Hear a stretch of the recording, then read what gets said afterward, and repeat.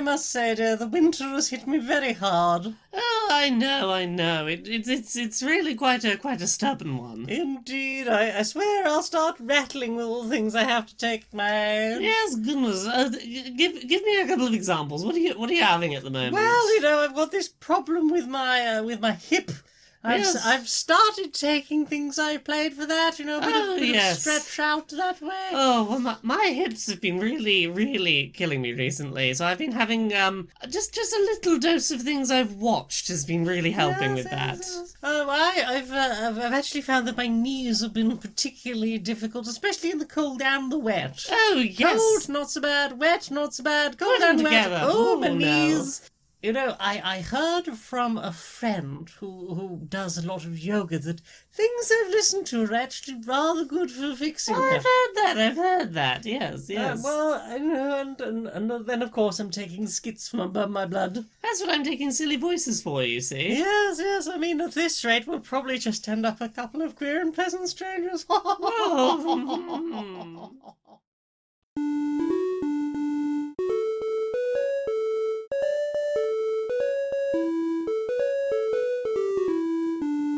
Greetings, strangers, queer and pleasant. I'm not Laura Kate Dale. And I'm not Jane Aerith Magnet, and welcome to another episode of Queer and Pleasant Strangers. It's a podcast where two queer trans ladies try and work out the exact right amount of energy to not sound sleepy, but to also not peak the audio. A peek behind the curtains there. A peek behind the curtains, indeed. How are you doing? I'm sleepy. Same. I've been sleepy all day. It's because we're up until 1 a.m. Yeah, a little bit. I did my first stream as a Twitch partner this week. Happy partnering. Woo. I won't throw more confetti at you. You've been feted enough once this week. It couldn't have happened at a better week, honestly. No, because by the time this goes up, people will frankly need the entertainment. Yes, people will frankly need the entertainment, and there will be some cool things that I'll be able to talk about by the time this is up. Right, and have streamed by the time this goes up. You got. Yeah. I thought we were talking about the elections. I mean, there's that too. The world is tiring right now. Yes. But also, I got some big shiny things I'm allowed to stream, and this is a good week for that. Yeah, come hang out with the butt buddies. It's like, hey, I've just been made a partner. Here's a bunch of unreleased games I can stream. Ooh. Which I imagine will get the numbers in even higher. That's the hope. I'm hoping for a couple of real good streams this week. Mm-hmm. Good luck to the mod team. Indeed. Because that's going to bring the gamers TM in.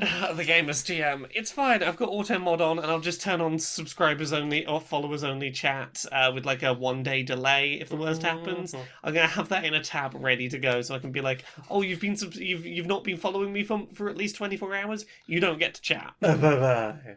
Goodbye. Nice. But yeah, shall we talk about some things we've played this week? Yeah, let's talk about some things we've played. What have you played? Oh, I've been playing so much Xbox Series X. You have? I can talk about it. The embargoes are up as of the time you're hearing this. Yeah. So it's been a weird console to review the Xbox Series X because I've largely just been playing existing Xbox One games with patches. It's not been a lot in the way of new stuff. There is a definite lack in the launch lineup of here is the new thing that shows off what the console can do that feels new. The whole back of the box of the new Xbox is just a big advert for Halo. It's like, oh, you clearly were hoping Halo was going to be ready for this. That was and printed a while ago, huh? Yeah. But that being said, it's been nice to have a few days of just... I had a launch day Xbox One, and that thing was not... In terms of user interface, it was not fast at the best of times, and by the end of its lifespan, it was practically sluggish. It was a bit of a pain to use. If nothing else, this few days with the Series X has been real nice for just... Oh, I can just use all the menus and they go real fast. They respond. Yeah, they respond, and... Everything has much faster loading times, which is real nice, and everything runs better. General rule of thumb, if you're wondering about, hey, do I want a Series X? Sometimes when games have inconsistent frame rates and don't quite, stay stable at what they're trying to do, basically all those games in your backwards catalogue, probably going to hit stable at their frame rate now, whatever that is. Everything runs at a nice locked frame rate, and that's really lovely. It has given enough power that last generation games are like, oh, I can handle this now. Yay.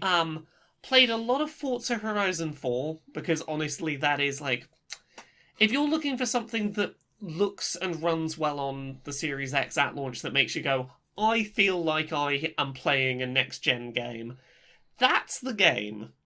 Like, I had access to a few things. The stuff I had access to that had specifically been updated for the Series X was Forza Horizon 4, Gears 5, and Yakuza Like a Dragon. Of the games that I was able to play, Forza Horizon 4 with its next-gen patch was definitely the game that stood out best as like a technical showcase. Everything's running at a really good, stable 4K 60 FPS. All of the draw distances are improved. All of the there's still pop-in, but it's much further away in the distance. Reflections look great. Shadows look great. It's a really good example if you want a game that feels next-gen to look at and go, I'm going very, very fast and lots of assets are being moved in and it's all just going at 4K 60 frames a second, not skipping a beat. Like, that's a technically impressive game that, like, looked visually interesting and was, like, the thing that I would probably show people to be like, hey, look what games can look like on this on the new version of the console. It is a nice looking game. It did feel cool. I'm not a big racing games person, but, like, it was the game in the launch lineup that I was like, yeah, this feels very shiny and like I'm playing on a fancy new gaming box. Gears 5, I played a few hours of. Honestly, it's still Gears 5. It's exactly what you imagine out of Gears 5. Gears 5 is a game that is deliberately slow and plodding so that it can have as much like texture detail as possible all of the time, and this is that on more powerful hardware. It's just more of that. It looks good, don't get me wrong. It's exactly what you expect it looks like. There's nothing that's going to surprise you about how it looks. It looks like Gears on a new console. Yakuza Like a Dragon it definitely looks better and runs better on the Series X. It's not the game you're going to be showing people as like a technical showpiece of, look at how fancy games look on the new box. It's probably one that you'll spend a decent amount of time playing. Oh yeah, like it's very silly. It's very silly and very fun and very dramatic. Like that moment that we stopped off on Sunday night where we're like, this is all silly, and then just suddenly like, oh, that was some whiplash there. Then some things happened. Generally seems to positively handle some of its diversity of cast. Yes. I'm thinking of that, probably the same scene that you are. Yeah. That was treated decently. Yeah. And I imagine a lot of games would not have done so. Yeah. GTA. Yeah. But like, here's the thing. Yakuza definitely feels like a game that has been ready for a while and has had, like, a next-gen coat of paint attached to it more than anything else I played. Like, playing through Forza and Gears and Dirt, all of them to a certain degree felt like a lot of work had been put into the next-gen versions of them. Yakuza is... We quickly painted some next-gen over it. And, like, the biggest difference I noticed in real time was... My goodness, I don't have time to read loading screen tips because as soon as they're there, they're gone. And like that's the main difference you'll notice with most games you play is just everything runs a lot faster. Gotta run and fast. That's real nice and convenient. I don't know if that's for a lot of people going to be enough to sell a new console to them that has no particular, like, if you already have an Xbox One X, you probably don't need a Series X right this second for this. But if you're someone who's been out of the loop on Xbox for a while, and, like, I can see the person that the Series X is probably for, which is, I like some of the things that Microsoft makes, but no one game for a while last gen has been enough to convince me to buy a console. And, like... Now would be the point to jump in if you're that person and go, like, look, Game Pass, I know it's a subscription thing, for like £6 suddenly it's like, oh, here's every game from last generation and it runs a lot faster and everything is like capping out its frame rates. Like, it's not a bad time to jump into basically last generation's games. Yeah, there is that aspect. Yeah, that's the use case I see of it, is if you didn't bother with Xbox last generation, this might be a good time to jump in on a generation's worth of good games that none of which were great enough to catch your attention. Quick resume is a wonderful feature. I love it. This is that whole thing where you can have multiple games suspended in the background and jump right back into where you were. The biggest complaint I have about it is I wish that it gave you some way to quickly see a list of what you have suspended at any given moment, and particularly what's the next thing that's going to get kicked off of my suspended list if I open something new up. What have I not saved? Yeah, like what it doesn't do is, let's say you open up a new game, it doesn't go, hey, opening this is going to close your copy of Gears 5 that you opened 5 games ago. Just checking, have you saved it? Do you want to pop in and save it just in case? There's none of that. There's no for definite knowing how much space you... Because obviously the number of games you can have suspended varies depending on which games you have suspended. Yes. And there's no definitive way to know, can I open another game without knocking something off my suspend list? Like, if you're only... I feel like the safe way to use it is to only assume that maybe 3 games are going to be suspended at once. Like, that's a very safe number to assume. I mean, short of reviewing a brand new console, most people probably aren't going to be opening more than 3 games. It's something to know about. It's a thing to know about. And, like, here's the thing. 3 to 5 seems like it's comfortable range. 3 is what I would rely on. Cool things about that again, not going to necessarily be for everyone, but for me, I fucking love this, is you can unplug the console and move it, like, completely unplugged from the power, move it to another room, plug it back in, and your quick resume stuff is still there. Which, like, logically I know how that works. It still feels really cool to be like, unplugged the console, I plugged it back in somewhere else, it still knows exactly where I was in the game, and that's really cool. It is undeniably a very powerful piece of gaming hardware that, like, really suffers from not having one game at launch that goes, this is the one that shows off what this can do. Like, the closest it has is Forza. And don't get me wrong, Forza Horizon 4 is a great technical showpiece in the way that a lot of consoles launch with a very technically proficient racing game. Racing games are usually the place where you see this stuff done right at launch. And that's not to say that you can boot Forza Horizon 4 up and feel like, cool, I've got a game that looks next gen.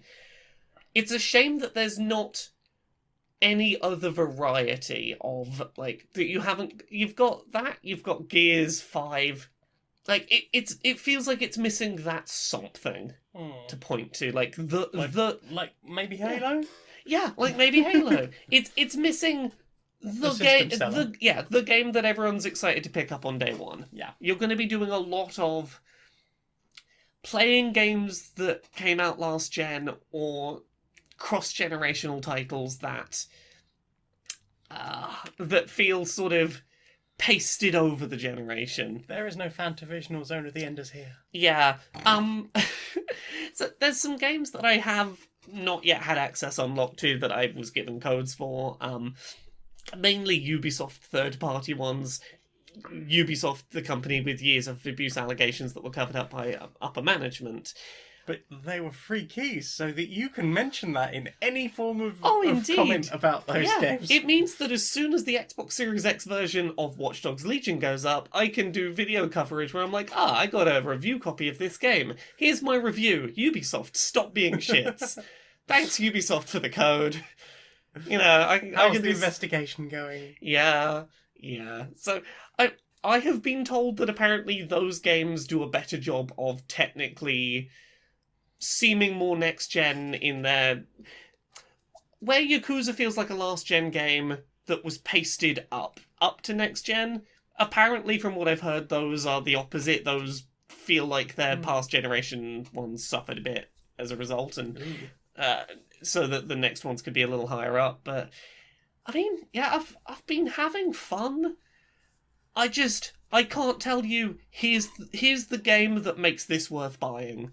Like, I have one, and it works a lot better than previous Xbox consoles. It is the Xbox console that got rid of most of my problems with Xbox consoles.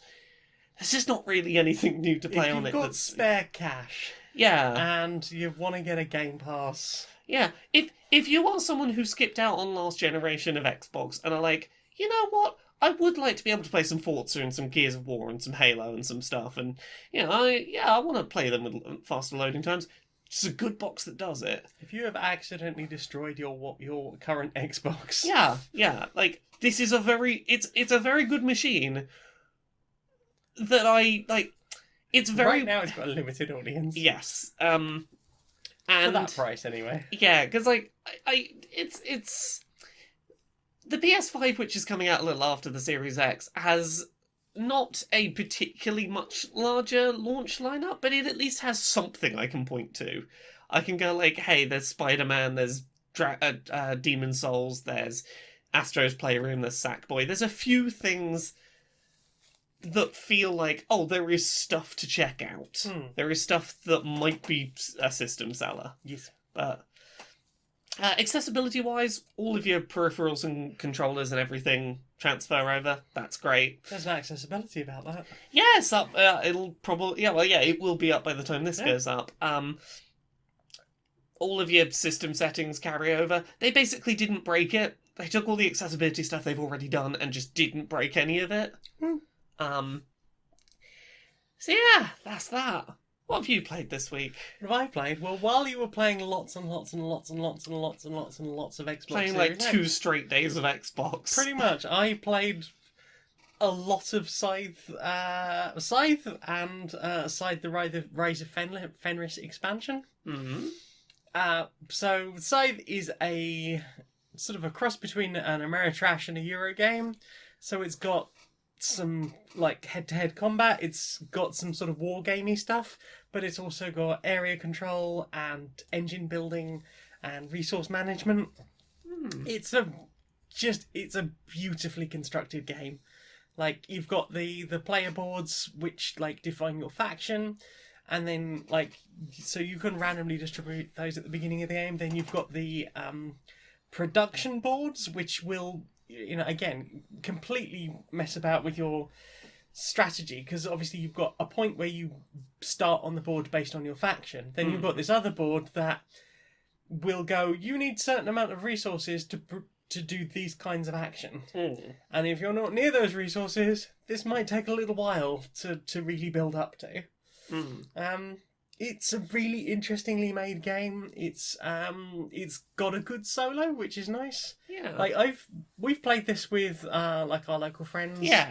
A couple of times now, I think. I've played the digital version. I couldn't really get into the digital version. I've always had a good time when we've played it with the local friends. Yeah, I figured it was a good thing to play solo while you were going to be busy.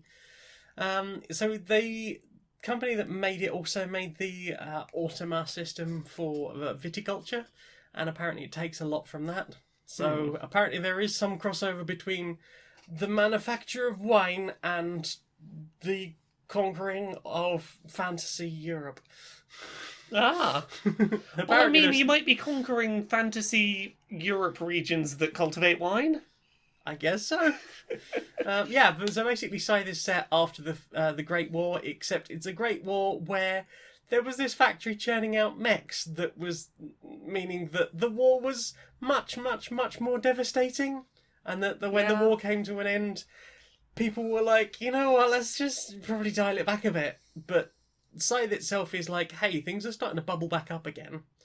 In a bad way, tensions are rising. Rise of Fenris takes the tensions are rising bit and goes, hey, let's add a campaign to that. Let's add a 8-part resettable campaign. Yeah. Where there are branching narratives in it. So if you do a certain bit in the first mission, and depending on how people vote at the end of the first mission, you will either go for war or peace. So if you go for war, you will have mech mods, which means that you can modify your 4 mechs that you churn out over the game.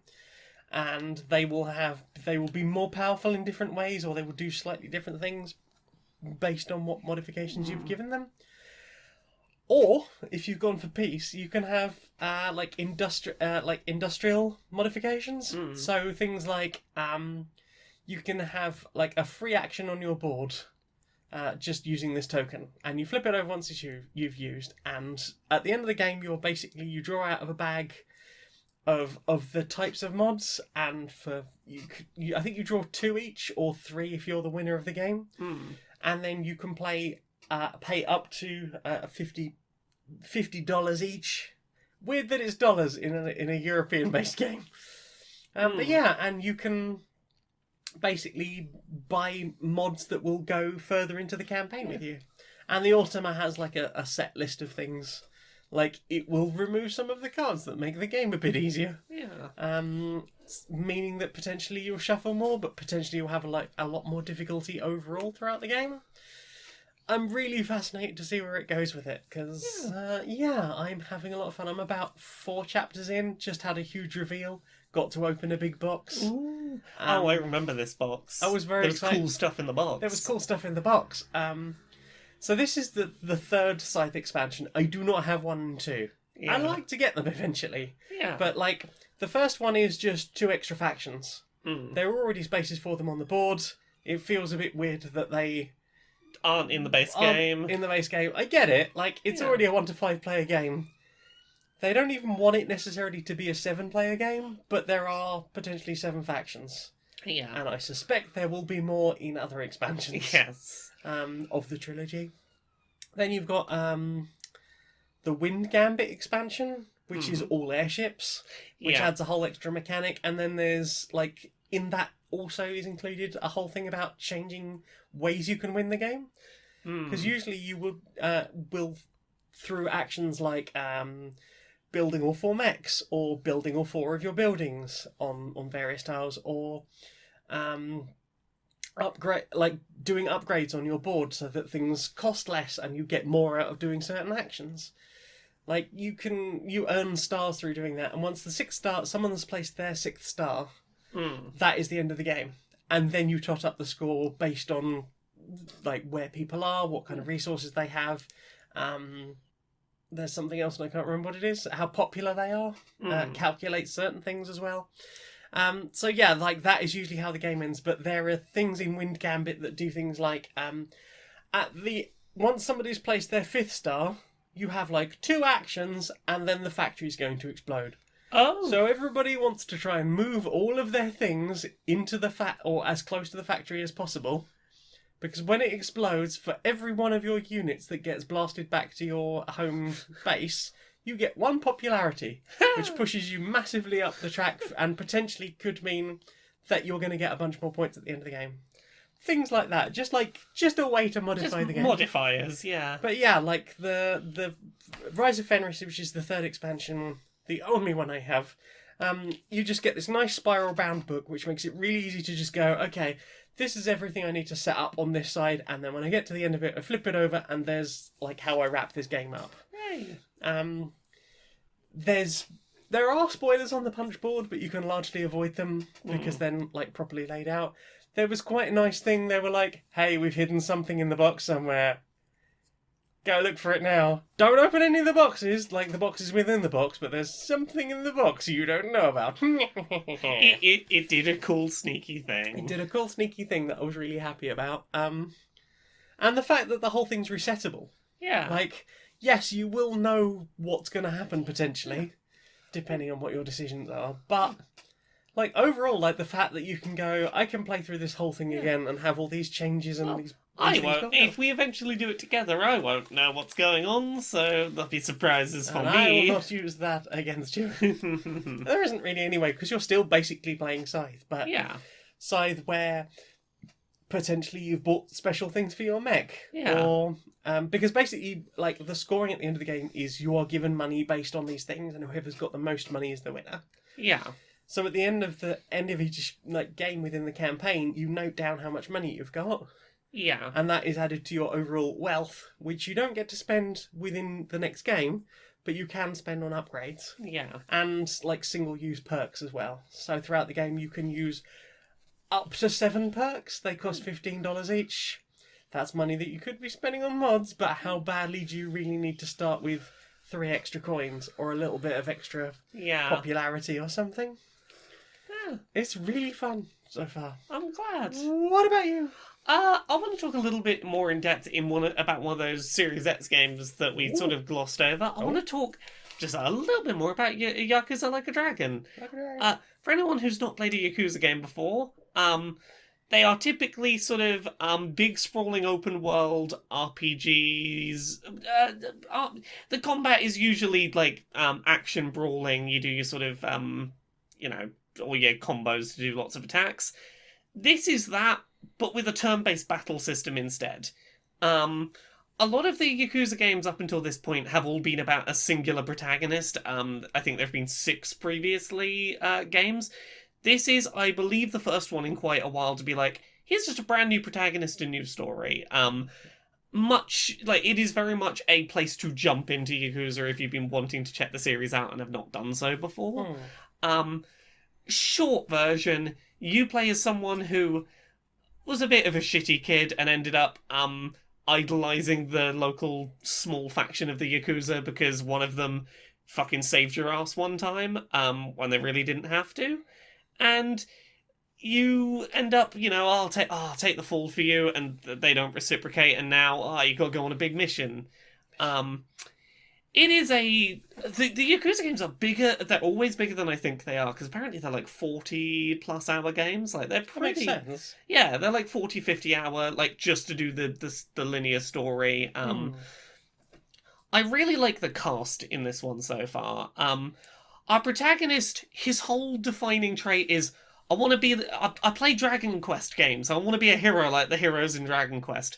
Very strange. But also Yakuza. Yeah, but also I want to be an honourable Yakuza. I don't know why they keep referencing Dragon Quest when it's not made by the same people, and that seems a really weird choice. But like... I'm not sure. Have you actually looked into the connections? No, there's no one. connection that I can see between these companies. One is made by Square Enix, yes, and one is not. One is made by Sega. Is made by Sega. Yes. I don't see the connection. No. But, his whole deal is like, yeah, sure, I'm going to be part of the Yakuza, but like, if I find out someone's scamming kids on my turf, I'm going to, go beat them up and return the money to the kids. I'm going to be honourable and no doing shady shit. You got to have the honour and respect of the Yakuza, but not any of the shady stuff. I have generally been really pleased with the other cast members that have been added. There's some stereotyping, and sometimes it's a bit tacky. I'll say there's a character member, a party member that's introduced who is a homeless person.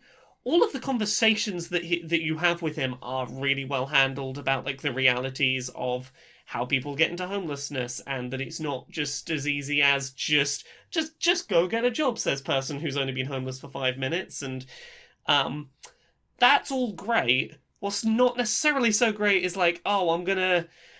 one of my attacks is I'm going to sleep on some cardboard boxes to recover health, and one of my attacks is I'm going to throw bird seed to make the pigeons attack, and one of my attacks is I'm going to swig some alcohol and spit it past a lighter to sort of do a fire attack.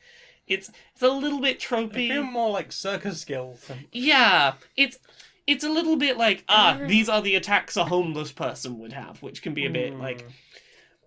The thing that has maybe not bothered by it is that all the conversations around that character have been really tasteful and intellectually reasonable. Like, it's been like very thoughtfully handled, I think. Yeah. There's also been all the stuff about sex workers. Yeah, like there's a whole early plot line about protecting a business that a sex work business from a Japanese group who's basically like, there should be no grey areas in the law. Things are either legal or illegal, and things like sex work that, the police just turn their nose up to because they're victimless crimes. No, they're illegal and they should be stopped. And our protagonists are there like, no, we're going to protect these sex workers. Fuck off. And some good conversations about like, hey, here's how people get into sex work and why it's not this... It's not as simple as trafficking and low moral fibre or a lack of Exactly, transferable and skills. if you get rid of sex work, here is the people it would harm and why. Like a lot of its conversations around these topics have been pretty, like, fairly respectfully done. It feels like it's trying. Hmm. Um, which Which is more than a lot of games I these can days. respect the attempt it's making to be on the right side of the conversations it tries to have. Mhm. Combat system starts a little simple for a turn-based RPG, but it definitely builds up as it goes. It's got a little bit of that Paper Mario style system of hit the button when your attack connects to do extra damage, or block the attack by mashing the button to take less damage. Um, Very cutscene heavy. Go into it knowing that like it's a very story heavy game with a lot of cutscenes. Especially at the beginning. Yeah, it starts very cutscene heavy, but I've been having a lot of fun with it, and I it is definitely going to be it's not the most impressive game on the Series X, but it's the game that I have on that console that I foresee myself playing the most of in the coming weeks. It's certainly the one I've looked up from whatever game of Scythe I'm into at the time and gone, what the fuck just happened? Yeah, it's generally been pretty like a good mix of like respectful and then okay. We're doing that now, huh? We're doing that now, huh? You got some fucking anime special attacks going on. Bought a big vibrator to beat people up with. The Pokemon analog. Oh yeah, the flash Digimon. creepy flashes as Pokemon. They're not all flashes, but No, they but just they're seem like- to be like goons. Yeah, it's different types of villain collected by Pokedex style. Yep. Which starter would you like? Red creep, green creep, or blue creep? They're just guys in suits. They're just guys in suits. There's also the Flasher. Yeah, that whole fucking Pokemon side quest was wild. Yeah, and then we sat there for about 20 minutes making up our own lyrics for the Pokemon thing. What kind of Pokemon are you? What kind of Pokemon are you? Yeah, so I'm having a lot of I'm having a lot of fun with it. It feels like it's got a lot of heart. The little places where it's occasionally a bit like, okay, that's a bit tropey, are usually swept aside pretty quickly by like, okay, the game's back to being pretty Mhm. pretty good.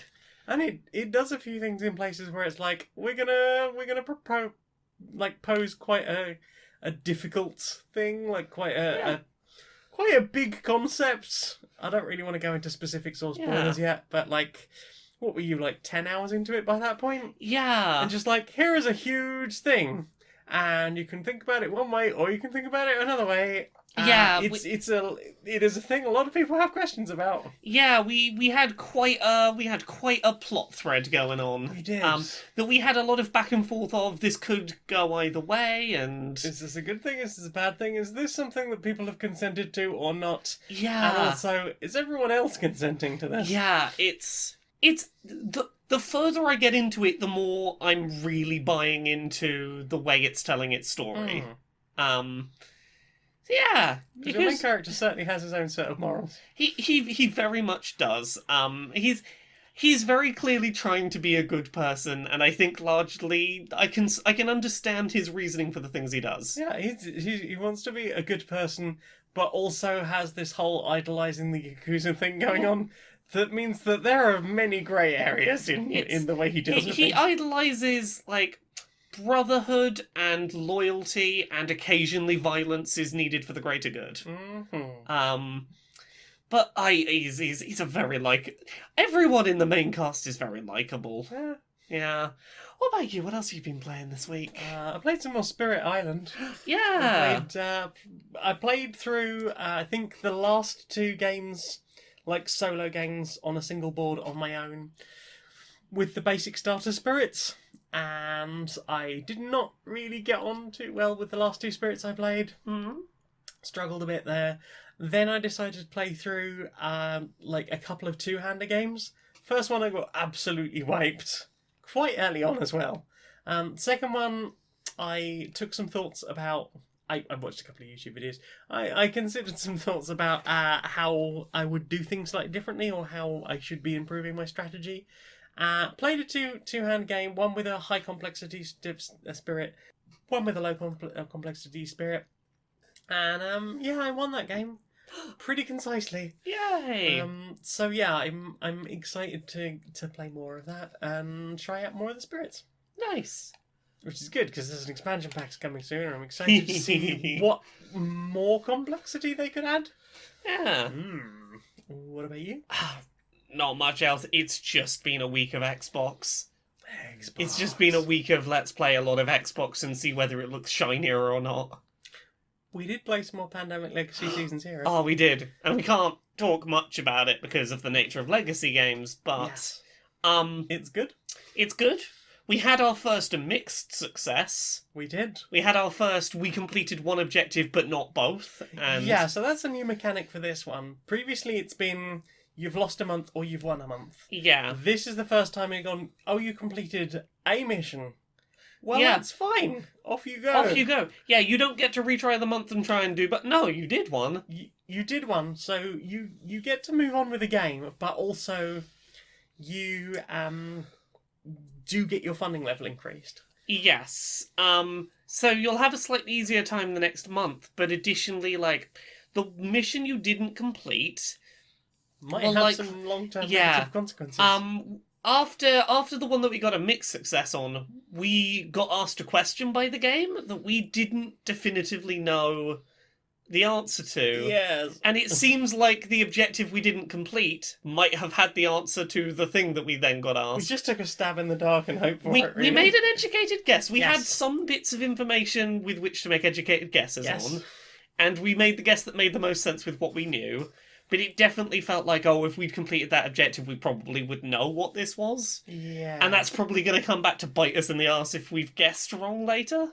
Yes. Like, Especially since, there's a disease involved. It feels like this might be a situation of, oh, you fucked up in an early month. Now, a few months from now, you're going to try and do a thing to fix the situation, and that action's just not going to work or something like that. We also got to create our new aliases, so Oh, we have yeah. now neutral aliases. Yes, we have new disguises and new things that we can do and new abilities. Yeah. I have Felicity Devine Yeah. and Fifi 555.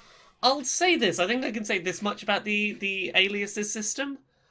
It is a lot more gracious about letting you swap between your aliases than I expected it to be. Yeah, I was worried it was going to be, you pick one at the beginning of Yeah. the game, and that's Like- it. You are cutting yourself off from those skills that you put on that I first don't one. think it's a major spoiler to say it only costs a single action to switch aliases, which is really nice. If anything, that might allay some people's fears. Yeah, it's... The aliases system is very much, hey, look, for one action you can swap to a whole new moveset. Yeah. And you can swap back at any time, basically any time. Yep. You've got to be in certain locations, but yeah, I am We've got some having... new things going on as well. Yeah, we have new mechanics, and there's a mechanic that keeps threatening to happen, and we're like, no. That is the thing we are. We're not letting that We will happen. play everything else badly just to stop that one thing happening. Yeah, we don't want an additional gameplay mechanic to deal with. You can go. You can stay in the box gameplay mechanic. And we have basically snuffed out an entire gameplay mechanic. There's a whole part of the game that just is sat on our table, like, no, fuck off. Don't want to deal with you. Yeah, but we're getting further through the year, and now we're going to have more objectives to complete each month. Yeah. This one that we keep trying to put off is very much like the more difficult objective we have available. It keeps being a very difficult one, and we're like, yeah, but I don't want that though. Not really, no. It's going to be a bad time. It's going to be a bad time. Having a bad time. Is that everything we've played this week? I believe so. Oh no! No, I played one other thing. You played a video game. I played a video game. I had a few moments spare. You played a video game that you got given a video game. Yeah, somebody gave me a review copy of a game. Yeah, tell us. Me directly. I yeah. applied for it and I got it. Yeah, tell us about Serious that game. professional now. I played Manifold Garden. Yes, this is that game that I played a little bit of on stream a while ago. A long time ago. Yeah, describe Manifold Garden for us. So if you liked things like Antichamber and Superliminal, you'll probably really enjoy Manifold Garden. I mean, probably more Antichamber than Superliminal. Yeah. But it does that thing of like messing with physics by teleporting you around invisibly, and like pretending to be non-Euclidean geometry and endlessly wrapping worlds. Yeah, the basic mechanics, early in the game at least, are you can change the direction of gravity so a different wall is the floor. Yep. And if you fall off the world, eventually you will fall back to where you started. Slightly above it, in fact. Well, yeah, so if you're trying to get to somewhere above you, you can jump off and fall down and land above where you started. Yep. But if you want to go slightly somewhere to the right of you, that is far away. Like, say you want to get down a corridor really quickly, you can find a pillar on that thing, make the side of that the floor, and then just fall down the corridor. It's much quicker to get around. It is a game of manipulating the world state and using the infinite negative space to get around. It's awesome. It's really fun and brain-bendy. The art style is absolutely fantastic. When you achieve complete puzzles, it rewards you with a very satisfying visual thing happening. Yeah, basically, you complete a series of puzzles. It will usually involve getting some kind of laser thing working, which will point at, like, this weird anti-cube. And you take the anti-cube and you put it on the tree in the sort of anti-cube space. If you drop the anti-cube while you're wandering around with it, the whole level resets and you have to go and pick up the cube again. Yes. Not entirely resets, but to the point of, this is where I picked up the cube. You're not allowed to lose that cube. Yes. And as opposed to taking thick blocks off of trees, going, this is the tree that points in that direction, and all of the blocks will point in that direction. With the anti-cube, you just put it on the tree, and then you're rewarded with the Tesseract. Yes. And the Tesseract you go and plant, and that grows a new tree, and that unlocks part of the game. Yes. And then you got a beautiful fractal image. Yeah, those fractal trees are quite stunning to see. Yeah, the Tesseract trees are amazing because as you sort of look through them, you get all these, like, rainbow patterns. As they're sort of folding in on themselves. Well, when they're first growing and, like, all the background does all this, like, that sort of whole fractal thing. Like, think the opening scenes from Doctor Strange. Yes. Where things are, like, just multiplying off in directions. It's visually very impressive. It's quite mind-bending. It's a really fun game. Like, a lot of it is, like, logic your way around the puzzles. And don't get too hung up on which way is up and which way is down. Yeah. Some of the puzzles, especially later on, are, hey, can you find this really tiny detail?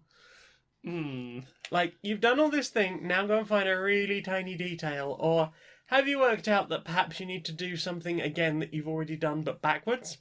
Like, okay, yep, that's a lot to think about. I am really enjoying it. I think I'm very near the end. I have gone through what I believe is the last door. It very much seems like you're going to do the final thing. Yeah, but I've been on that an hour, so... Yeah. Yeah, it's a really fun game. It's a really good game. It's cheap. Yeah. And it's available on, Switch and Steam and things. I'm glad you're having such a good time with it. Yeah, It's one of those things that seemed like it was going to be 100% your jam. Yeah, I mean, I absolutely love all that non-Euclidean geometry stuff and I'm hyperbolic space. Yeah. I'm really excited for Hyperbolica to come out. Yeah. I'm very excited that this one was as good as its premise. Yeah, I mean, like, I've been watching trailers for this thing for years, because it's one of those things that keeps turning up at, like, GDC of, hey, here's a thing we're working on. Yeah. Like, here's a cool trailer. I think Nintendo did a couple of Nindies trailers where they yes, showed they it. did. I was like, that looks amazing. Yeah. And I loved Antichamber. Although a lot of people didn't love Antichamber. I loved Antichamber. Yeah, I think it's really pretty, and I love that sort of just weird art style of everything seems mostly flat. But the colour of the world will largely change depending on what the floor is. Antichamber is a gorgeous space to just get lost in without stressing too much about, like, getting to the end. Just explore and let wonder where it takes you. And sometimes the end is behind you. Indeed. Many times the end is behind you. Mm-hmm. Yeah. And sometimes progress is behind you as well. Yeah. By walking backwards. Yes, there's lots of things that can make progress happen in that game. Anything else? No, that's everything I've played. Well then, time for this. Time for this. Alright, everyone, we've called this meeting. Everyone here? So, I've been trying to keep up to date our list of protest chants, and frankly, it's been getting a bit long. There is a lot of things we need to protest for, and there's a lot of very specific chants and the list is getting very long. So I've called this meeting today to see if we can come up with some more general catch-all protest phrases we can use that could maybe, we could use a bit all across the board. I'll get us started. I'll get the ball rolling. Fascism is generally bad. Fascism is bad. Fascism is bad. Fascism is bad. Fascism is bad. It's a lot of syllables, but yeah. It is a lot of syllables, but it does get it's the umbrella that a lot of this falls under. Bash the fash, bash the fash. Bash the fash works. Indeed, there we're making it clear, sometimes you've got to punch a Nazi. Have anyone else got any suggestions? How about just stop it? Seriously, stop being fucking jerks. Just stop it, seriously. Stop being fucking jerks. Just stop it, seriously. Stop doing. It's a bit muddled, but but your heart is in the right place there. Down with capitalism. Down with capitalism. Down with capitalism. How about we can make work? Yeah, I think that works. Yeah. Be nicer to each other. Be nicer to each other. It costs nothing to care. It costs nothing to care. It costs nothing to care. Right, one last one.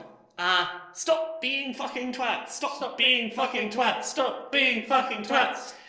Huzzah! Productive meeting, I think. Stop being fucking twats. Stop being fucking twats. Onward we go. Socially distanced, of course. Do you feel the need to engage with social media?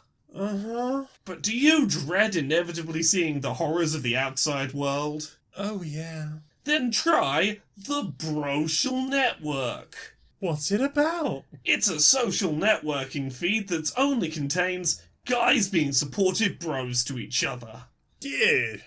Retweet a video of some bros doing a knitting circle. Dude, knit one, pro one. Or bros encouraging each other to discuss their feelings. You can always talk about your feelings, bro. No bad news, just bros being bros. Social network. Do you know what I want to see more of? This game was brought to you by Barry and Larry. So, what has gone in your eye meats? Very little this week. It's been a very played-heavy week. I'm very tired and have played much Xbox. So many Xboxes. We watched a couple of things together. Should we start with those? Yeah. We watched some more episodes of School Nurse Files. Yeah. Still a bit about that show. It's still... It's like a train wreck I can't stop watching, but occasionally I go, ooh, really? It's got real B-movie vibes where it's like, it's kind of weirdly written and poorly paced, and sometimes things aren't properly explained. Yeah. But like... I mean, I sometimes like the not explaining things aspect of it. Like, because it creates more mystery of just like... Yeah. Why is this person doing this thing? What does this even mean? Yeah, but like, overall, I have been digging it. I like that it has finally introduced a sort of formal antagonist, it seems. And like, everything going on with this antagonist has been really interesting. Very much trying to work out their whole thing that seems to be looking after the downtrodden, but perhaps doing so with less than positive magic. Yeah. And having that snarky, like, I use my powers this way and I can do whatever I want. Yes. While you've got somebody else who's like, I use my powers for good, I use my powers to protect people, I don't use them to benefit myself in any way. It's... The main thing that's been brought up so far is like, oh, you're just like, you're capturing that magic to sell to people, which our protagonist is like, no, don't fucking do that, that's dangerous. I mean, like, every religious person we've encountered in this has show been so like, far, hey, this energy should only be used for positivity. Yeah, it's... I'm constantly having a good time watching it. Or, I'm having a fascinated time watching it. I'm consistently fascinated by it. Absolutely. I mean, and that is the reason I think I've kept watching it. Like, I want to know what's happening. I want to know what's going on. The visuals in it are at times ridiculous and at times beautiful and at times horrific, but in a good way. I'm really intrigued to see if it has a payoff that it's going to reach, and it's only I think we're about halfway through the series. Yeah, it's only like six episodes. 6 episodes. So like we're probably over halfway through it now, and I want to see it. It's short enough. I want to see it through. Yeah, there are a couple of things. There's a scene towards the beginning of the second episode where the nurse is turning to another character and being like, I need your energy, and the guy's like, I need to recharge. No, I need to be sorted first. And I was Yeah. like, oh, consent, please. And again, this is very squick. Again, I don't know how many of these things are translation based or not, but They do keep happening, though. they keep happening. Yeah, There was that. There was the thing in the first one where they're talking about yeah. Someone guy like having- you being disabled. someone like you having a disability Yeah. was a weird thing. There's been a few things where I'm just like, I don't know exactly what you meant by that, and there are bad ways to read it. yes. Yes, it could be a translation issue, but even so, it was translated badly. Yeah, yeah. Quick. Yes. But yeah, fascinated. I want to know what happens next. Indeed. We also continued watching Star Trek Discovery Season 3. So good. It's so good. Cake is eternal. They've been doing a Fine, good that's job. They've been doing a good job of expanding those characters out, Yeah. and exploring them. Into the future. Yes, we met a new character who I very much liked. They've got good energy. Mm-hmm. We explored a character's unwillingness to admit their limitations, which is a big mood. Mm-hmm. I don't want to admit that I can't do the thing right now. No. Lie down. Have a rest. Don't change the bedding. Change the bedding. Becky. Yeah, what about you? What have you been watching? I've been watching a drum programming masterclass. Ooh, tell Another me Udemy. I basically I've been exploring lots of stuff about melody recently, but I'm gonna need a rhythm to back it up. So I'm going back to my drum class and learning more drum stuff. When I get time, I'm still working on my music stuff. So I've been practicing my hand and exercises to get a bit more better at doing fast things with fingers. Which I'm sure will have multiple benefits. And now I'm getting onto some drum stuff and making drum patterns and loops and such. And then I hope to put them all together in whatever my next tune ends up being. Heck. You got any others? The only other thing I watched this week is, so you know the YouTube channel Some More News? You're Yes. aware of this particular Oh channel? god, is this the film? Yeah, have you seen this? Oh, I've seen it come up in my feed and I was like, I am not ready right now. I had it on while editing video because it's one of those things that like I could sort of have on in the background. Yeah. So Some More News is a YouTube channel that exists that usually does say 20 to 30-minute videos that are about world topics. Mostly American politics. Indeed. You usually like, hey, let's pick apart like all of the flaws in this American politician's nonsense and debunk all their stuff or things like that through the lens of this character who is disheveled angry news dude. Yep. Formerly a cracked bit. Yes, it was a bit on Cracked that has evolved into its own series, and Because you know what Yeah. happened to cracked. yes, so good content that you have to be in the right headspace to watch because it's often like, oh, we're gonna talk about some real shit going It's on. one of the more digestible places to get US news from as Yeah. somebody outside the US. Yeah, and to get like a good level of depth on Yeah. a specific news topic. Lots of very good research has gone into what is presented as a slightly silly concept. Exhausted. Yeah, so they put out a video a couple of days ago called Our Popcorn Movie Dystopia, Some More News, the Movie. Isn't it like 2 hours long? It's 2.25 hours Yeah. long. It's a 2.25 hour long, I don't know if movie is the right word for it. It's got some celebrities in it and Right. some animation budget, and there is loosely a plot that is so it's occurring. like a Michael Moore film. It follows a narrative structure. So the short version, Right. to like not spoil the whole thing, is it is essentially about how movies and pop culture for decades have known that Trump is an evil person who should never be given positions of power. Right. And looking at movies that overtly and less directly have over the decades had Trump literally be the inspiration for their villains for decades, often Trump as president as movie villain. Like, through the 80s and 90s, that was a recurring archetype. Wow. Trump as president is the villain. I know it came up in The Simpsons at one point. Yeah, well, there's a lot of talk about, like, the villain in the Super Mario Brothers movie is where this all sort of starts, is Bob Hoskins' character is deliberately meant to be an analogue for Donald Trump. He is, slicked blonde, slicked black... Doesn't he play Mario? Not Bob Hoskins. Who played, Bowser? I can't remember. Yes, guy who played Bowser. Slicked back blonde hair, real estate mogul turned politician, who lives in the huge tower with his name on it, with the solid gold room up top that he lives in. And there was also, like, Back to the Future 2, wasn't there? Yeah, Biff Tannen is explicitly based on Donald Trump. And using that as an archetype for, like, we've known for decades Trump was rich billionaire who should never have power archetype. And then sort of using the starting point of surprisingly anti-fascist movies from the past that were about fighting fascism, and often the face of fascism was literal Donald Trump analogue, through to it goes on quite a journey to eventually get to talking about it's important not to lose hope in the face of fascism feeling overwhelming, and talking a lot about how previous generations have basically primed our generation to be like, the previous generations are not going to solve the problem, they're putting all their hopes on the youth to fix fascism.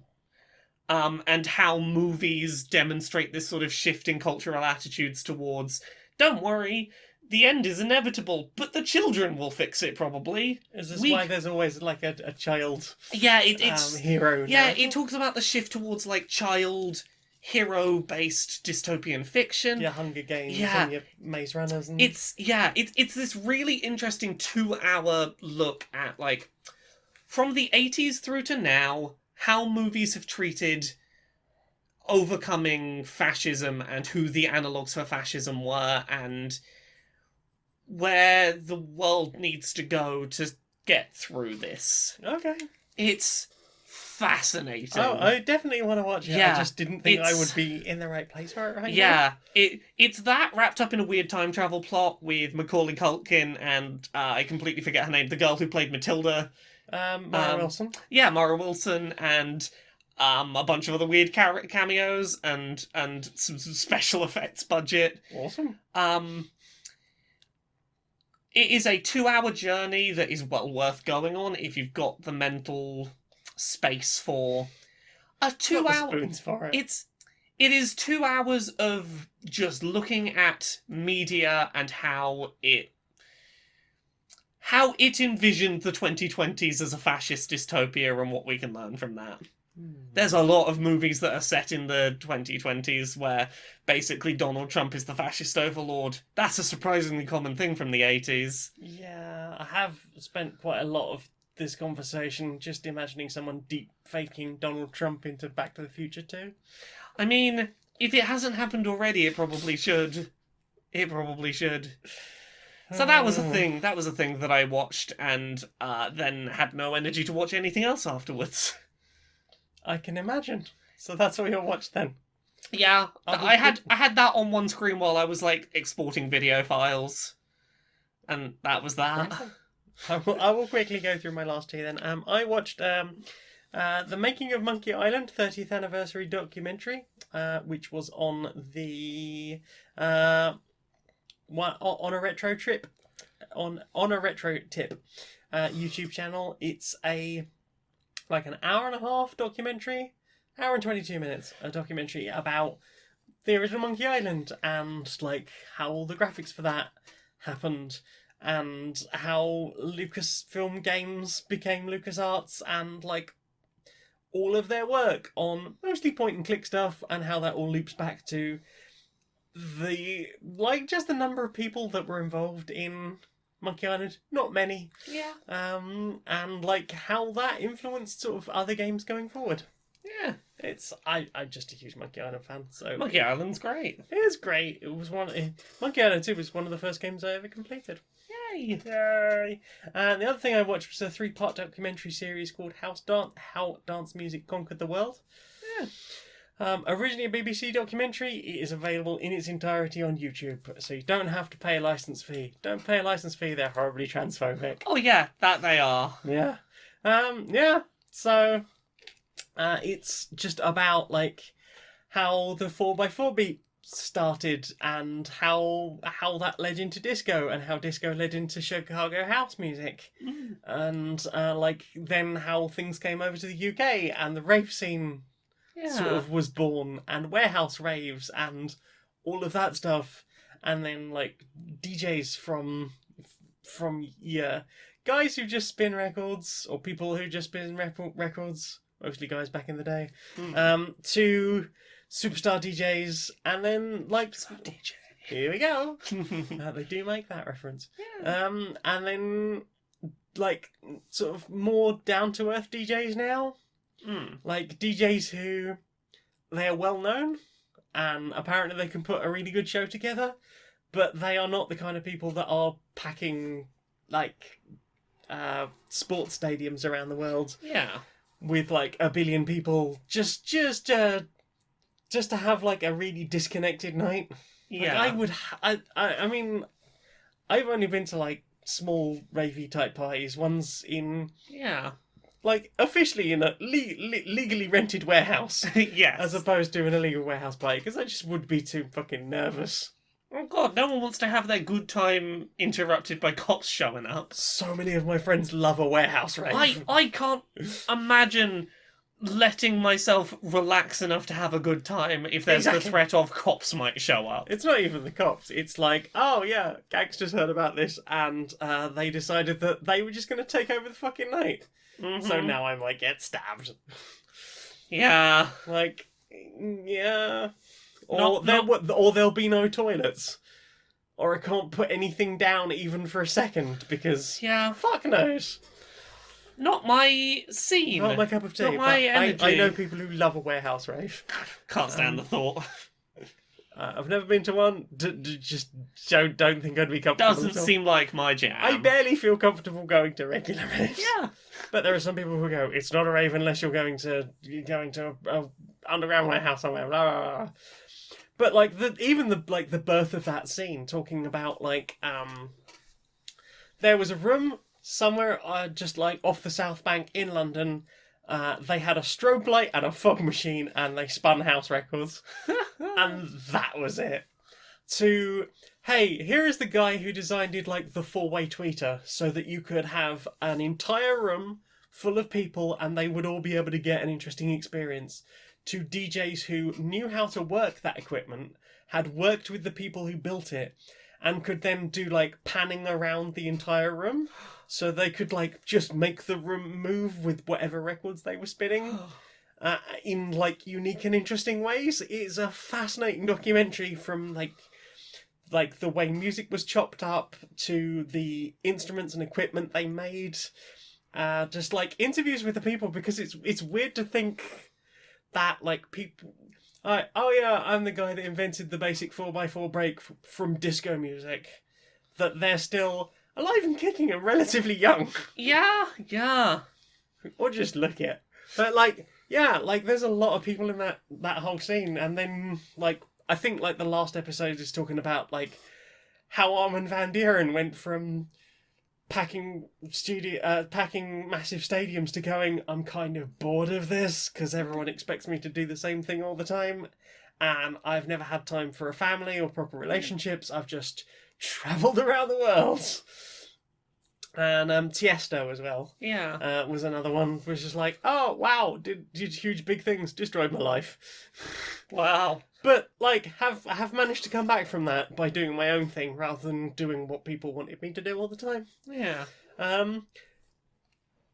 One thing that did concern me slightly about that whole thing was, hey, we've gone from like disco and Chicago house and just watching it get whiter and whiter and whiter and whiter. Yeah, I did have that thought while you were talking about this. I was like, how white this get?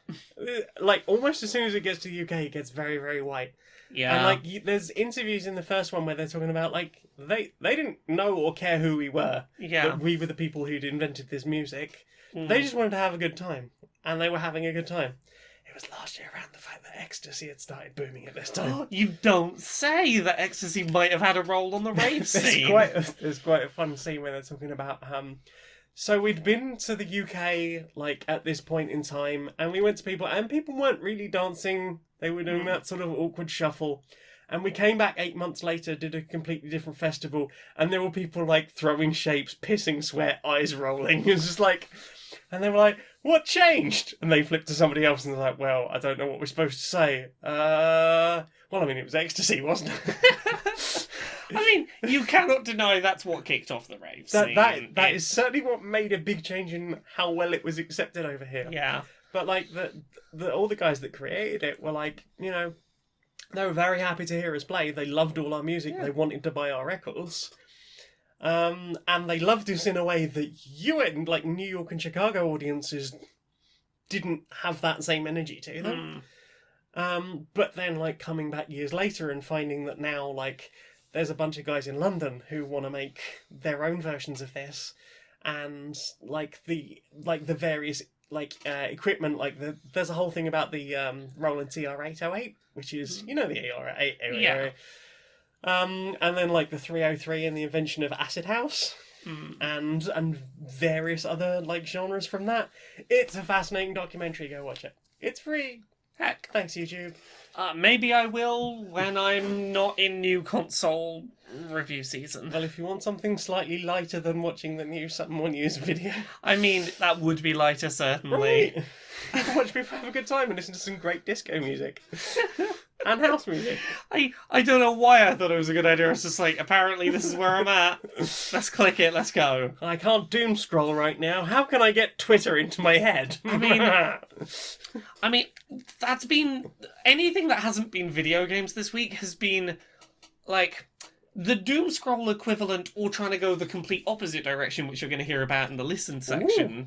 Which I think it's about time for. I think it's about time, though. Well then, time for this. About time. No, got a new sponsor. Who's our new sponsor? Well, so I've got to. Apparently, I'm just supposed to read the text as it is. Okay. So our sponsor this week is Amazon. What the big company that Bezos owns? I don't think so. It's AMO with like an accent over it, then ZEN. That's an accent aigu, I believe. A French accent aigu. Ooh, fancy. How's that one pronounced? Ozen. Hello, your email here. Unusual activity has been detected on your Anozon. Oh, that's ANO-ZO with the wiggly over the end. The tilde. Tilde over it. Yes, Tilda Swinton over the end. Your Anozen account. Please go to https://Allanzon.com. So that's CON. Appropriate. And enter your credit card details and security information in order to ensure that your order can be processed. Also, there's a €50 Amazon voucher for the first 500 people to update their records today. That's definitely a scam, right? Typically a company doesn't spell their name 4 different ways in the same email.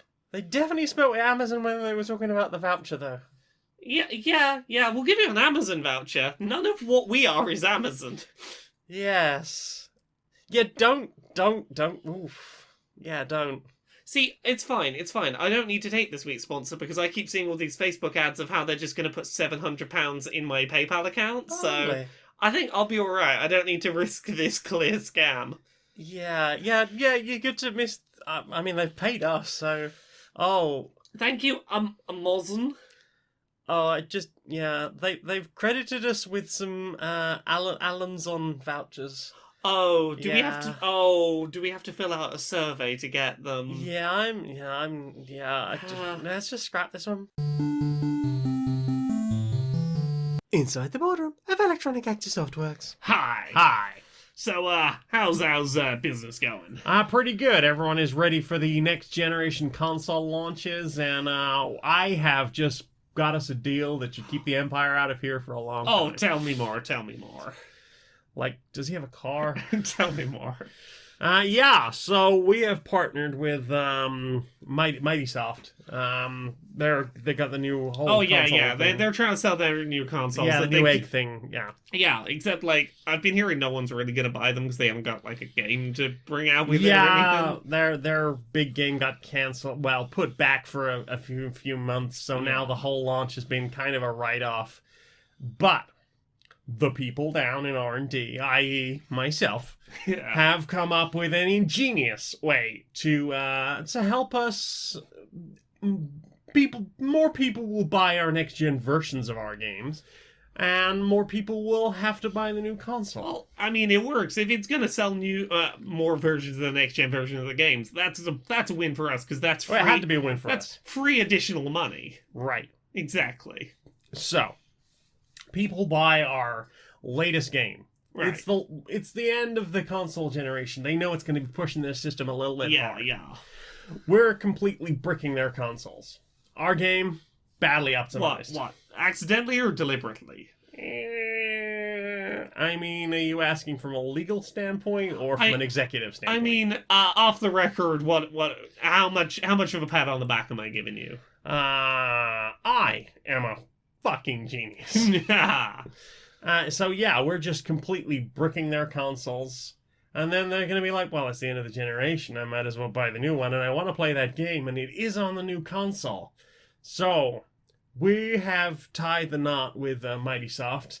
And we're helping them brick some consoles. So they sell more consoles. And we sell more games. I know you just said it, but you are a fucking genius. I know. I mean, it's clear you know you said it. I know. I'm so good. So, what have you put in your ears?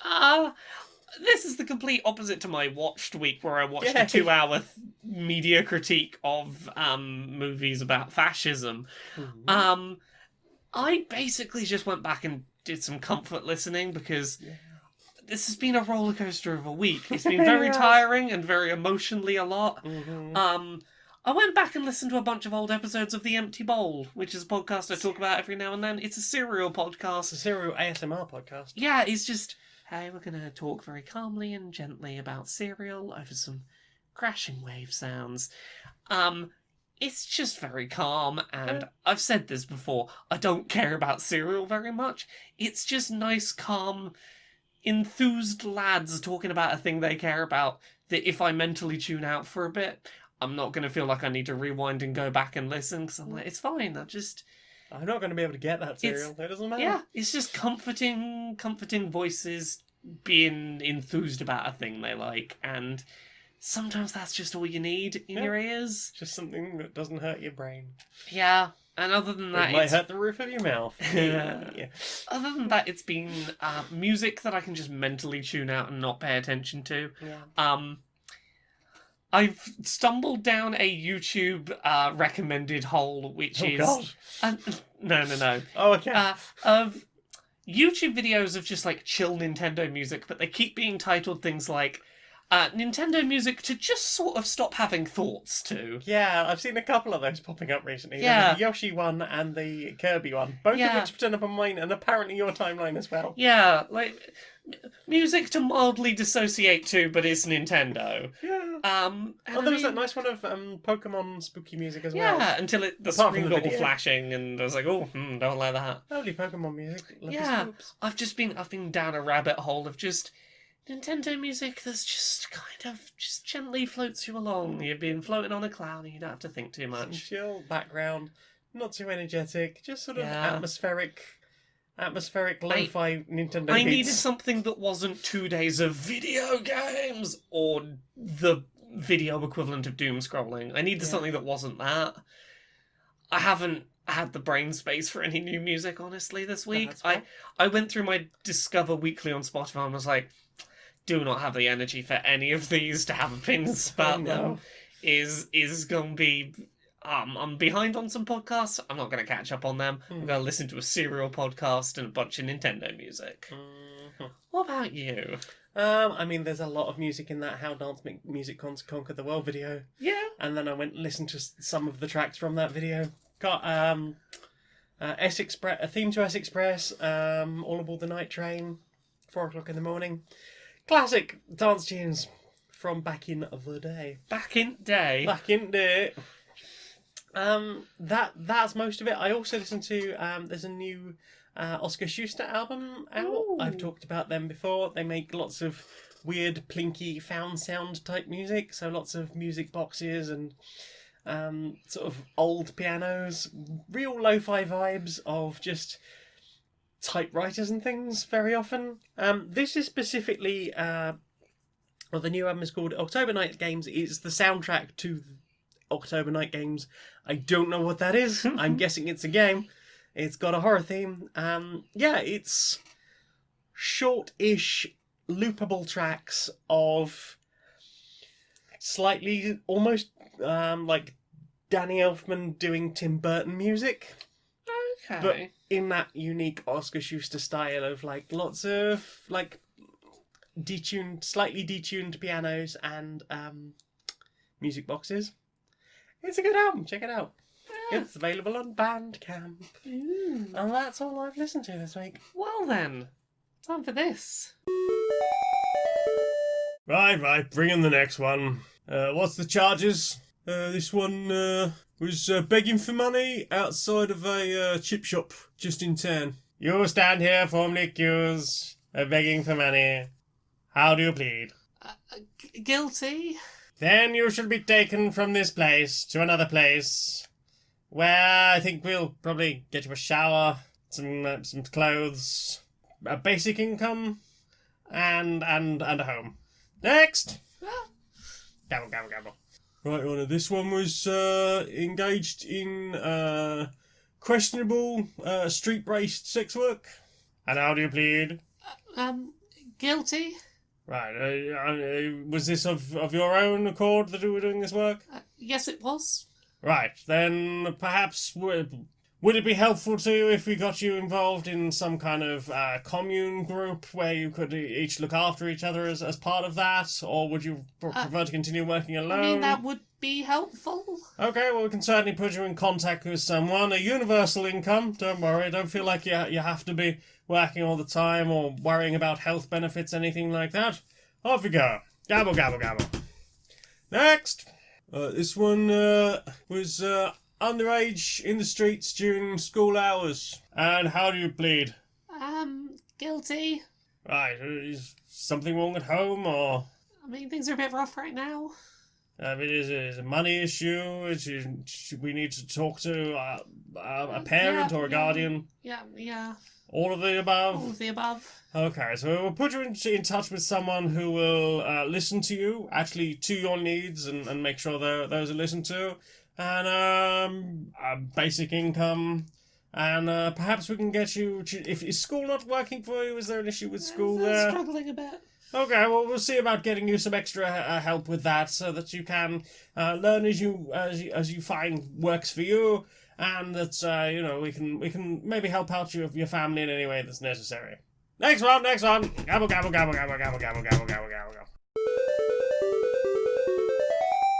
Do you need to existentially scream into the void? Uh-huh. Do you have neighbours who would be disturbed, and it'd be rude to do so? Yeah, I really don't want to disturb the neighbours. Do you lack a local cornfield? I mean, that would be the ideal place to scream. But do you have a girlfriend with a great rack? That I do. Try screaming titties. They're a great way to dampen the noise from your screams, and you get some face-to-face time with those fabulous nogs. Screaming titties. Ooh, warm. I feel better already. Question time. Time for questions. What's the question? Yeah. Question time. Time for questions. What's the questions? Tricky ass. Kiri Magic raised an interesting point after I mentioned on Jane's stream the other week that The Lion King was my first introduction to weed. She said, I think everyone has an awkward introduction to something while a Disney film played. I think that's a fascinating assertion. Can you recall any yourselves? Oh.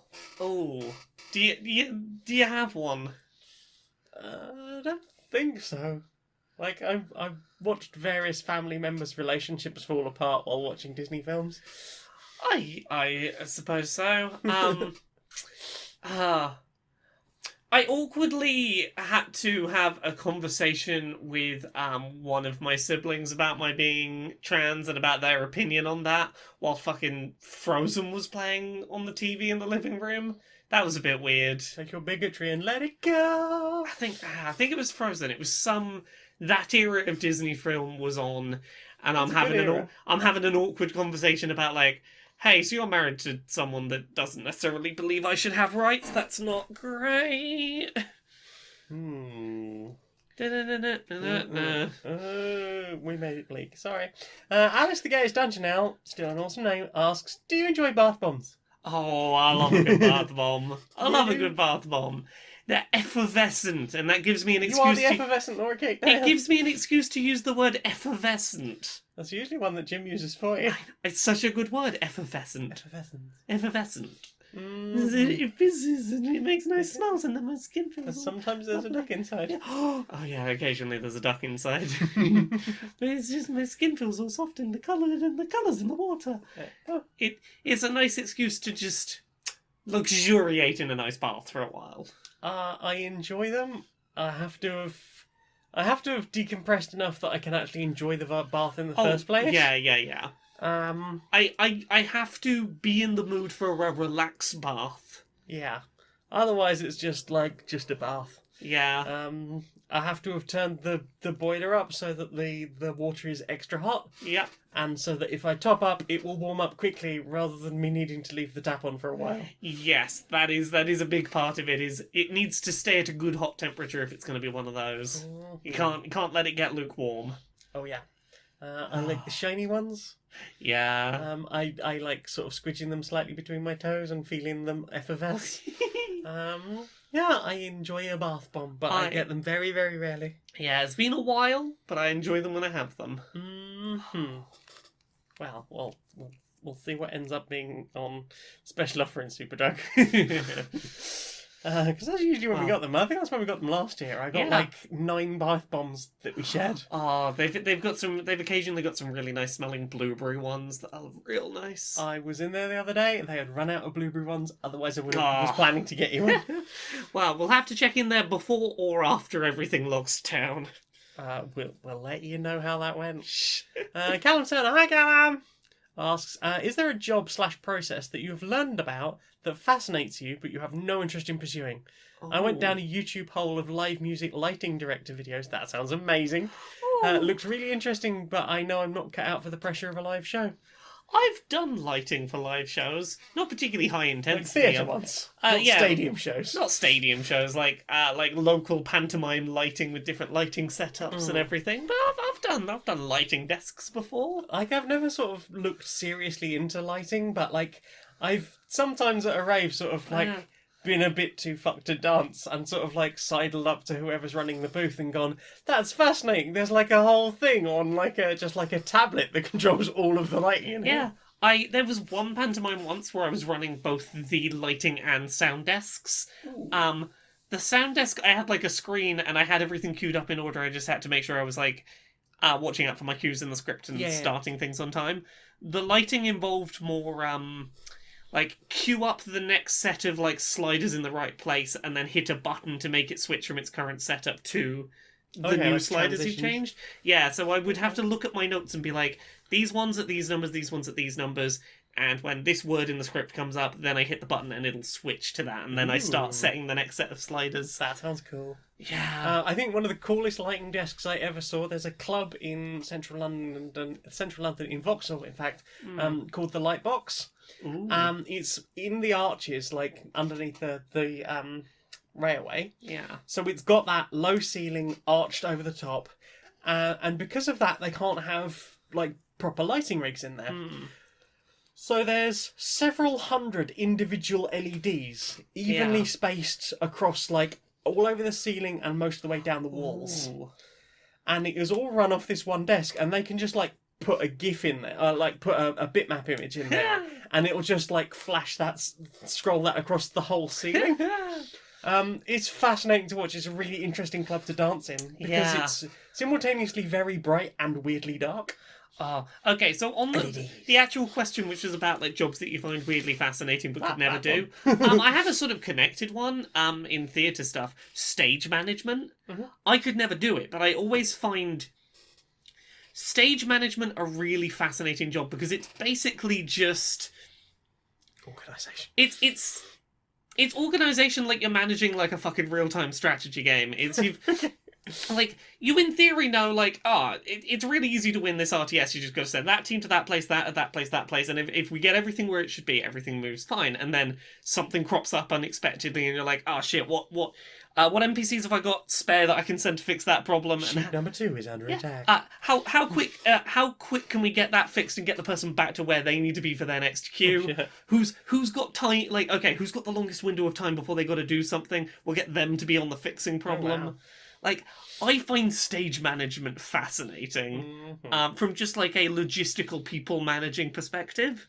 That their whole job is checking that everyone's on their queues and managing crises if they turn up in real time, so that hopefully no one in the audience ever knows you did your job if you've done it right.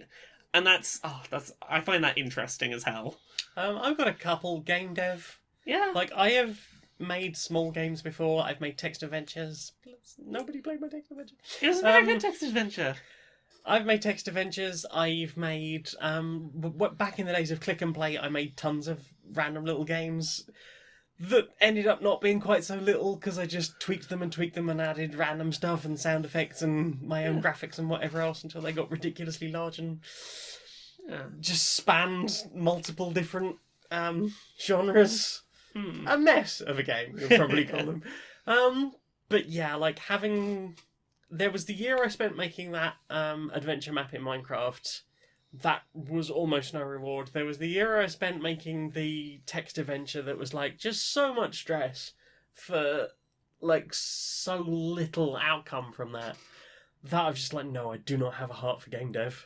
Yeah. Just the idea of just putting so much of your life, and like people like Puppy Yeah. Games are like, yeah, we spent like 5 years on Basingstoke. It took forever. It massively ran over budget, and we all ended up really fucked as a result of it. And no one played it. Yeah, it's game development seems to be very much like that, and you need to have like a real passion for the act of making the game because otherwise you will not have it in you to keep going when inevitably multiple projects aren't the one that picks up. Well, it's not just that. It's like just it seems to be the thing where you're either like doing it for the passion, Yeah. or you end up going into the grinder of working for a big company Yeah. where they will crunch the fuck out of you and then immediately sack you. Yeah. Mm. It's one of those industries that I dream about and I'm like, yeah, but no, not for me. Nope. No. Nope. Couldn't work in a large team. Couldn't deal with crunch. Yeah. So I guess just no on that one. I had another one and I've already forgotten what it was. Oh no. Oh, VFX. Oh yeah. Like, I love learning about VFX, how they're made, like how movies put certain stuff together. I always watched like behind the scenes stuff. Yeah. No interest in doing it, like big Yeah. scale. I'm happy to key you out of a green screen. That's more than even I'll do. Right. I'm happy to key you out of a green screen. That's about as technical as I want to get overall, I think. Yeah. Thanks very much. Like, yeah, that'll do me. That's good enough. Thanks. Yeah, but like I will watch VFX stuff till the cows come home. God, same. That's a really good example. Bethany Turner asks, "What classes of D&D character have you never played as, but really would really like to have a go at?" Oh, Because you've played a few of them by now. I've played quite a few. That's the question is which ones have I not tried? I've never tried a rogue. I don't believe. And rogues require a certain level of, like, premeditated, careful, planned out play that is not necessarily my style. Not necessarily D&D style either. Yeah, D&D is not, like, a great system for it, but I love, not even mechanically, I love narratively the idea of playing as a rogue, and it's very much, the mechanics have not incentivized me to do so, but I find rogues, like, a really interesting archetype. Yeah, I think if someone was doing, like, here is a whole rogues narrative, Yeah. you could make a very different game, because I've tried playing a rogue in a game that was clearly designed for you hit stuff. Yeah. Or you cast spells at things. The problem is mechanically with rogues, and the reason why I've never played one in like a full campaign, is that too often I see people play rogues and they'll spend like 3 turns setting up their cool assassination they're going to do. They've snuck around the room, they're about to get their backstab, insta-kill, and then the big burly fighter who has been hitting things with their big hammer for 4 turns and cleared out most of the room will just go smack that thing before you get a chance to touch it. And you're like, oh, I was gonna kill that one, and now it's gonna take me another 3 turns to get to that one because I move slowly, and I'll kill it when I get there. But I move so stealthy. Yeah, it's a lot of like, it feels like you spend a lot of turns not really doing anything while the big flashy ones do all their cool stuff, and then you're like, and I stabbed and killed one of them. Mm-hmm. Yeah. Most of them, I've not really played many. I've played a druid, a fighter, a barbarian. Yeah. I wouldn't mind trying a bard at some point. I hear they're fun. Bards... You've sold me on bards. Bards are real fun because they get a wide spread of the different magic types. And they get all the fun charisma-based skills. Mm-hmm. So you get to do all the deception, the persuasion, all the cool, like, I'm going to talk my way out of a problem, but also I'm a bit of a jack of all trades magic-wise. Mm. And they have a lot of the more fun backgrounds, because there are a lot of the over-the-top performer backgrounds, which can be interpreted in fun ways. Yeah, I think anything where you've got, like, a high performance stat and a high charisma stat, you can do a lot of fun things especially in narrative D&D. Yeah, like, I'm really tempted next time I'm working on a character for a future campaign currently, and I would like to be a bard again. It's been long enough I've not been a bard that I'd like to be a bard again, maybe. It's fair, it's been a while. Yeah, it's been Thinking a while. About it. Goodness gracious. It's been since season 3 of Dice Funk. So what, 3 years ago? Yeah, that was what, like 4... about 3 years ago. Yeah. Whew. Yeah. Lewis von Waramask asks, how do you think Medusa washes her hair?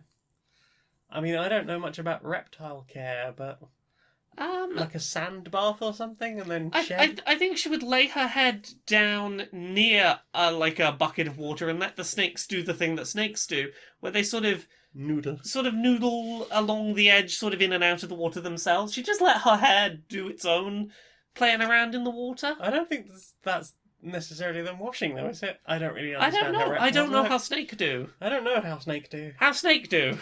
I assumed it was like a chinchilla thing. Just like some grit to get the dead skin off. I don't know. I need to exfoliate. I think she would allow the snakes to clean themselves in whatever manner they usually do. Yeah, I think that's how it works.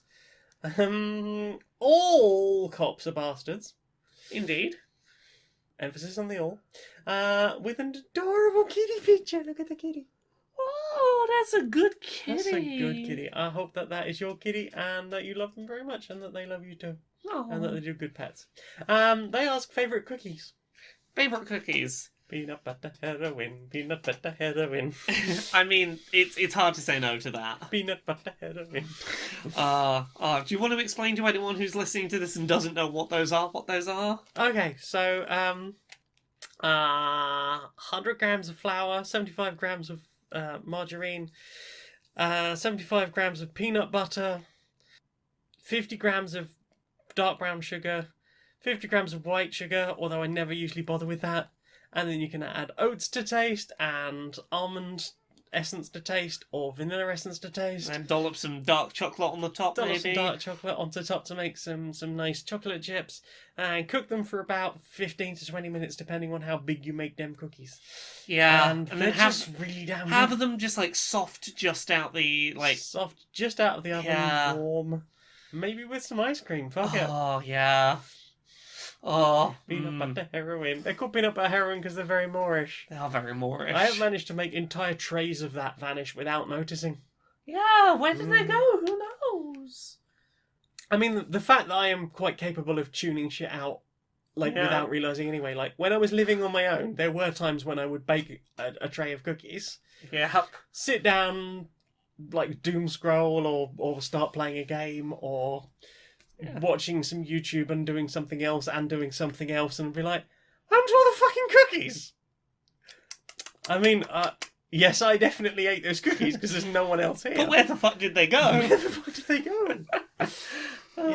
Yeah, they're good. They are good. There is a recipe on my website, stonemonkeyradio.blog. Yeah, people should check under that the out. vegan recipe section. I think that was like September 2018. Yeah, Check it go out. find it. Go find it. It's near the beginning. That is all of the questions. Well then, Time for this. over this. Do you know what I want to see more of? What do you want to see more Do of? you know what I want to see yet more of? Yet more of. Yeah. Racial justice Racial warriors. justice warriors. Yeah. All right, Larry. All right, Barry. How you doing? Oh, I'm not too bad, mate. Not too bad. You been up to much? Oh, trying to avoid the doom scrolling as we all are at the moment. Yeah, I think yeah. it's a lot going on and trying to avoid getting lost down that rabbit hole a bit. Yeah.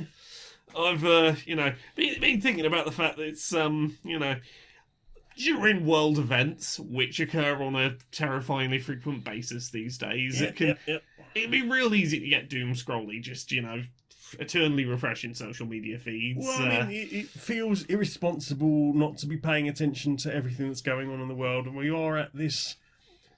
There is a lot happening right now. Yeah, and the world as it currently stands very much enables paying attention to everything that is happening, Yeah, which can be a bit overwhelming. yeah, and minute to minute, there is only so much you as a human being can do. Indeed, there is only so much bleakness you as a human being can really Absorb. yeah. And it's one of those things where, like, I know me with doom scrolling. I know that a big part of why I end up doing it is because it's a sense of control over the uncontrollable. Things are scary and a lot happens, and there's that little bit in your brain that's like, maybe if I just pay attention, that will somehow make the end result better. Which it won't. That's not how this works. No, but I mean, it's also very difficult not to feel like, well, if I'm not reading this all the time, I am burying my head in the sand. When that's not necessarily the case. What if there's something I could have seen that I could have done something different about that would have made things better, and I chose not to. Therefore, I'm going to eternally doom scroll. Yeah, it's that. I suppose there is a sense of fear of missing out, but missing something important in the world, and it's a big world, and there's a lot of news, and right now a lot of really horrible things are happening. Yeah, so I was just thinking about the fact that it's important, to every now and then just try and give yourself some breaks from social media during big world events, because it's not good for the mental health to try and single-handedly consume everything that is happening. Yeah, especially if it's a part of the world that you personally have no influence over whatsoever. Indeed. Either way, it's drinking in every bit of information isn't going to change the outcome. No. All it's going to do sometimes all it's going to do is make you feel worse, and you got to recognise when you're in one of those states and when you're not doing yourself any good, and look after yourself, treat yourself nicely, give yourself some breaks from the things that might be difficult to process. Yeah, I've noticed recently a lot of people doing that, talking about, I've taken a break from I've taken a break from social media. I've deleted the Twitter app, so I'm not constantly scrolling that, especially at the moment. We've got all the stuff going on with the US elections. We've got various things around the world as well. There is a lot of news, a lot of, all the stuff happening in Poland that's very concerning. There's still news from Hungary that's very concerning. There is a lot going on, and it's probably better overall, and you will be more productive if you are the kind of person that gets involved and is, going to write and protest and do whatever you can, if you don't spend every second of every day constantly drinking that poison, but going, okay, well, I will take a period of time to do the equivalent of reading the newspaper. I will catch up on actual news rather than what I am handed by the media per se. Yeah, get the gist of what the day's talking points are, and then leave it for the rest of the day. Action what you can, leave it for the rest of the day, and come back to it. You will probably find that there is actually less happening minute to minute than you think. Indeed. Like, you might not see every video of a police officer in the US just driving over somebody's head, but ultimately you will still know that things is are bad in happening. Chicago. Indeed. Ugh, I need to get that balance right, Yeah, it's tough. It's tough. Ugh. Much luck, mate. Much luck. Yeah.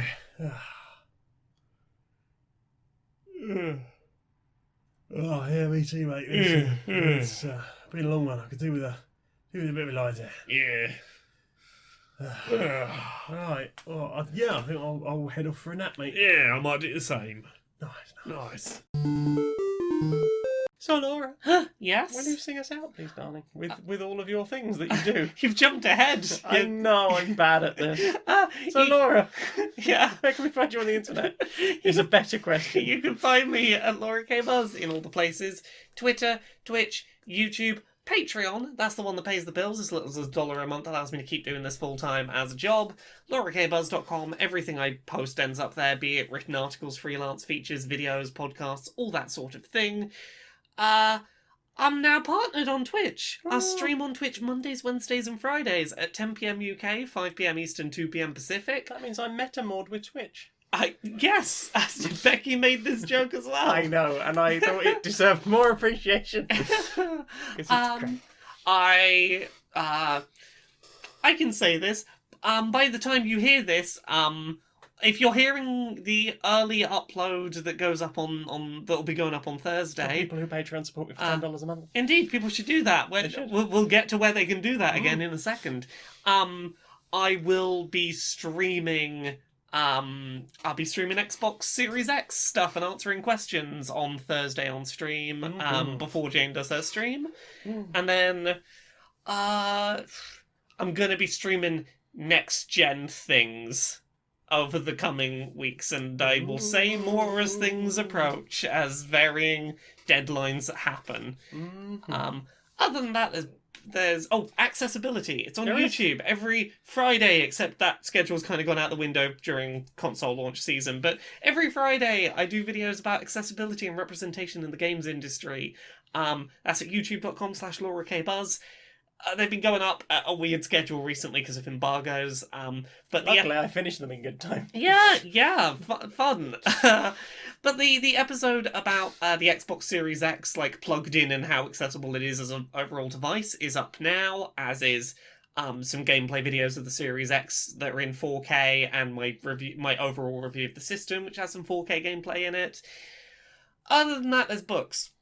Uncomfortable Labels. It's about being trans and on the autism spectrum, and it's out now where books are sold, or as an audiobook on laurakbuzzstore.com. There's also Things I Learned from Mario's Butt, which is a silly and serious coffee table book of illustrated video game character butt reviews. That's coming out on February 4th, 2021. My copies are arriving any day now, and people who backed it on Unbound should have their copies before Christmas. And hundreds of copies to sign are going to show up here in some batches over the coming months. That's going to be fun. Yep. There's also Gender Euphoria, which is it's just an anthology of non-cis people's positive gender-affirming stories, and that's coming out on June 10th, 2021. I've got podcasts too. Pixel Squirt, it's about video game character porn. You can find that on the internet. It's got Mari and Stacey from Geek Remix. Podquisition, we tell you whether your favourite video games are great or perfect. Dice Funk, it's a Dungeons & Dragons podcast. I'm on seasons 3, 4, 5, 6, and 7. They're all self-contained stories. And I'm on a podcast with you that isn't this one. Yeah, it's Polyamory. It's a 5th edition real play D&D podcast with questionable morals. The next episode of that should have gone up on the Saturday before this is officially launched on Sunday. Launched, released. We've been out a while. 142 episodes, in fact. I had other words to say, but my brain has done that ADHD thing. You do polyamory and you also do... Yeah, I do that. It's a good D&D roleplay thing. We're in that with Becky and Nick, and it's very good and fun, and I'm very excited for where people are going. You're currently part of a potato cult involving chips and other people who work in the cult or are in the cult, and they're looking for their god. Who knows when they'll find them, or when our party will get off their asses and actually do something, or actually get on with their main quest. Who can say? I also make t-shirts. They're available on my Redbubble.